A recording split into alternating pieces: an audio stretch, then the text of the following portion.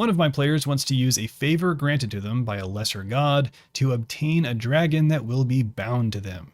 Any tips on how to facilitate that? Early in the campaign, around a year ago, they rescued a demigod child of a greater god who granted them all favors. The other two players burned the favors immediately, getting a +3 sword and a massive boost to their AC. The final player held onto the favor, and now that they're recruiting allies to take on the big bad guy, he asked if he can use that favor to create a dragon that would essentially view him as family with a strong desire to protect him. I'm leaning towards granting it because truthfully I forgot about the favor and I want to reward the player for both remembering it and being patient, and it would make sense for the greater god to be in favor of toppling the bad guy. However, I don't want to completely ruin the balance and make the bad guy a pushover. My thought at the moment is to have the greater god give him an egg that hatches, and the wormling is bonded to him, but I also don't want the dragon to be one-shot by the big bad evil guy. First of all, interesting situation.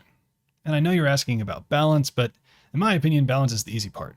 If you give your PCs a dragon to fight with them, give the bad guy a shadow dragon to fight with them. Since your players are level 13, I wouldn't include any creatures with a CR much higher than that, so maybe if they get an adult dragon, the bad guy gets a storm giant or something. That fight actually sounds pretty cool. My real question is, what kind of god would be okay with binding a sentient creature to your player? I don't want to get into the morality of Pokemon, but in my opinion, the creature deciding to fight for you is a pretty big deal. Maybe this greater god is a lawful evil deity of domination or something else that makes sense, but I didn't get the feeling that this is an evil campaign. To get around this, maybe the player gets a dragon construct or a dragon simulacrum, or maybe even a shape-shifted elemental who's under contract but can eventually go home.